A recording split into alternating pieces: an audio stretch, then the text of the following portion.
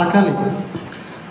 పదాలు చిన్నవైనప్పటికీ ఆ పదం మనము మరి తేడాగా మరి వేరేగా మాట్లాడితే దేవుడు పరలోకానికి అర్హత లేకుండా మనకు చేస్తాడండి. మరి మేము అన్నాడు. ఇంకొక వ్యక్తి ఏమంటున్నాడో చూద్దామండి.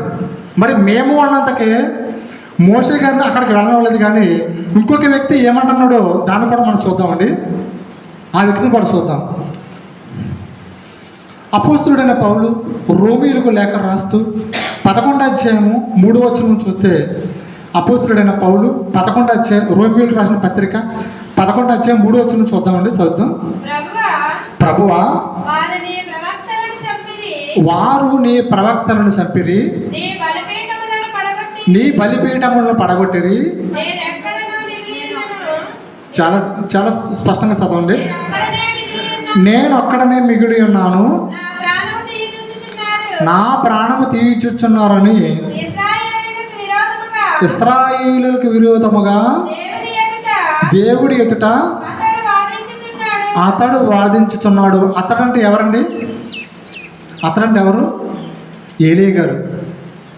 ఏలీ గారు నీ బయలుకు మోకాళ్ళని నీ ప్రవక్తలను, నీ బలిపీఠమును యెజబేలు రాని మరి నీ ప్రవక్తలను చంపిరి, నీ బలిపీఠమును పడగొట్టిరని ఇశ్రాయేలీయులకు విరోధముగా నేను ఒక్కడనే మరి మిగిలి ఉన్నాను అన్నాడండి. అంటే చూసారా, అక్కడ మేము అంటున్నారు మోసే గారు, ఇక్కడికి వచ్చేటప్పటికి నేను ఒక్కడనే అంటున్నాడు. పదాలు చూసారు ఎలా ఉన్నాయో. నేను ఒక్కడనే అంటే దేవుడికి నువ్వు ఒక్కడవేనా? ఎలియా నువ్వు ఉండాలి ఇక్కడ, నువ్వు లేకపోతే ఇశ్రాయేలుని ఎవరు కాపాడుతానని దేవుడు అన్నాడా ఏలియాతోటి? ఏలియాతో ఏమన్నాడు తెలుసా? ఏలియా నువ్వు ఉండలేకపోతే వచ్చాయి, నీ గురించి అగ్ని రథములను పంపుతాను, నువ్వు వచ్చాయి. దాని కింద వచనం చదవండి, 4వ వచనం. అయితే దేవోక్తి అతనితో ఏమి చెప్పుచున్నది? బయలుకు మోకాళ్ళని 7,000 మంది పురుషులను ఇశ్రాయేలీయులలో నేను ఇంకా శేషముగా ఉంచుకుని ఉన్నాను. నేను ఒక్కడనే నువ్వు అంటున్నావు, నేను ఒక్కడనే మిగిలి ఉన్నాను నీ గురించి అంటున్నావు కదా. నేను బయలుకు మోకాళ్ళని ఇంకా 7,000 మంది పురుషులను ఇశ్రాయేలీయులలో నేను ఉంచుకుని ఉన్నాను, నేను ఒక్కడనే నువ్వు అంటున్నావు. వచ్చే ఏలియాని మరి అగ్నిరథముల చేత తీసుకుపోయిన తర్వాత ఎలీషా రంగప్రవేశం చేశాడండి. నా మాటలు అర్థమవుతుందండి. ఏలియాని దేవుడు తీసుకుపోయిన తర్వాత ఎలీషా రంగప్రవేశం చేశాడు. మరి అక్కడ మేము అని మోషే గారు అంటున్నారు, దేవుడికి కోపం వచ్చే మాటలుగా. మరి ఇక్కడికి వచ్చేటప్పటికి నేను ఒక్కడనే అంటున్నాడు. నువ్వొక్కడమేంటి? నా గురించి ఇశ్రాయేలీల జనములో బయల కంటే విగ్రహాలకు మోకాళ్ళడానికి నా జనము ఇంకా 7,000 మందిని శేషంగా ఉంచుకున్నాను, నువ్వు వచ్చేసినాన్ని ఏలీ గారి రంగప్రవేశం చేస్తారు.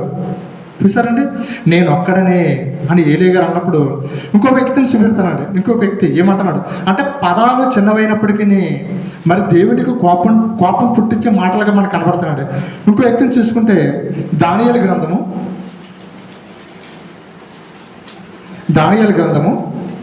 4వ అధ్యాయము 30వ వచనం. దానియేలు గ్రంథము 4వ అధ్యాయము. రాజు అంటే నెబుకద్నెజరు బబులోనును ఈ మహావిశాల పట్టణమును ఇదిగో నా బలాధికారమును నా ప్రభావమును కనపరుచుటకై నా రాజధాని నగరముగా నేను కట్టించినది కాదా అని తనలో తాను అనుకునేను. సరిపోతామా? తరదు. ఇక్కడ ఏమన్నాడంటే నెబుకద్నెజరు, ఇక్కడ బబులోను రాజు ఈ మహావిశాల పట్టణమును నా బలము చేత, నా ఘనత చేత నేను ఈ మహానగరమును నేను కట్టించితని కదా, నేను కట్టించితని కదా. చూసారు పదాలు? అక్కడ ఏమన్నాడు మోషే? మేము అంటున్నాడు. ఇక్కడ ఈయనేమన్నాడు ఏలీ గారు? నేను ఒక్కడినే అన్నాడు. ఇక్కడ ఈయనేమన్నారు నెబుకద్నెజరు? నేను ఈ మహానగరమును నా ఘనత ద్వారా నా బలము చేత కట్టించిందని కదా అని తనలో తాను అనుకున్నప్పుడు ఈ మాట ద్వారా కూడా దేవుడికి కోపం వచ్చిందండి. అందుకనే నెబుకద్నెజరుని మరి గడ్డి తినిపించాడండి. గడ్డి అర్థమైందండి. నెబుకద్నెజరుని గడ్డి తినిపించాడండి. అంటే పదాలు చాలా చిన్నవైనప్పటికీ కూడా దేవుడికి ఎందుకు కోపం వస్తుందండి అంటే, నా బలము చేత నా ఘనత చేత నేను ఈ మహానగరమును కట్టించుతానని తనలో తాను అనుకునేను. మరి అదే దానియేలు గ్రంథం కిందకు వచ్చినప్పటికి చూడండి, అదే దానియేలు గ్రంథం కిందకు వచ్చేటప్పటికి 37వ వచనంలో నెబుకద్నెజరు చివరికి ఏమంటున్నాడు చూడండి. ఎలాగూ నెబుకద్నెజరును నేను పరలోకపు రాజు యొక్క కార్యములన్నీ సత్యములను ఆయన మార్గములను న్యాయములని ఉన్నవనియు గర్వముతో నటించువారని ఆయన అనపశక్తుడనియు ఆయనను స్తుతించుడు కొనియాడుచు గణపరచడు. చూసారా, ఇది నా బలము, ఇది నా ఘనత, ఇది నేను కట్టించిన నగరం అని గర్వంతో మాట్లాడాడండి. గర్వంతో మాట్లాడిన వ్యక్తిని గట్టి తినిపించిన ఆయనతో మరి ఈ నెబుకద్నెజరు రాజును గణపరుస్తున్నాడండి. నేను తప్పు చేశాను, గర్వంతో మాట్లాడి నా బలం అనుకున్నాను, నా ఘనత అనుకున్నాను, నేను కట్టించాను అనుకుంటున్నాను. ఇది కాదు, సత్యం అంటే వాక్యము, తండ్రి అయిన దేవుడు మరి ఆయన మరి ఇది ఎంత చేశాడని మరి గణపరుస్తున్నాడండి నెబుకద్నెజరు. అంటే మోషే గారేమో మేము అంటున్నాడు, మరి ఏలే గారేమో నేను ఒక్కడని అంటున్నాడు. మరి ఇది నెబుకద్నెజరు నేను కట్టించాను అన్నాడండి. ఇంకొక సందర్భం చూద్దాం. మరి అపవాదిగాడు ఏమంటున్నాడు, మోషే గారు ఎలా అంటే, ఏలే గారు ఎలా అంటే, మరి ఇక్కడ దానియేలు గారు అపవాది ఏమంటున్నాడు చూద్దామండి. యెషయా గ్రంథము 14వ అధ్యాయము 13వ వచనం, 13, 14, 15 చదువుతానండి. నేను ఆకాశమునకు ఎక్కిపోయేదను, దేవుని నక్షత్రములకు పైగా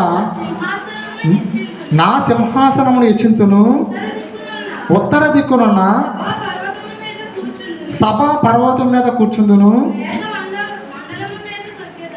మేఘ మండలము మీద కెక్కెదను, మహోన్నతునితో నన్ను సమానునిగా చేసుకుందును అని నీ మనసులో నువ్వు అనుకుంటేవే కదా. అంటే సాతాను ఏమన్నాడంటే, తన మనసులో దేవుడితో సమానంగా ఉంటాను అని తన మనసులో అనుకుంటున్నాడండి. అంటే ఇక్కడ మోషే గారు మేము ఈ బండలో నుండి మీ కొరకు నీళ్లు రప్పింపు, పదాలు చూసారా, పదాలు మీరు ఎండలం చేసుకోండి. పదాలు మోషే మేము ఈ బండలో నుండి మీకు నీళ్లు రప్పించవలనా, నేను ఒక్కడనే కదా నీ పక్షాన ఇశ్రాయేలు పక్షాన మిగిలి ఉన్నాను అని మరి ఏలీ గారు మాట్లాడుతున్నారు. దానియేలు గారేమో ఇది నా బలము చేత, ఇది నా ఘనత చేత ఈ మహా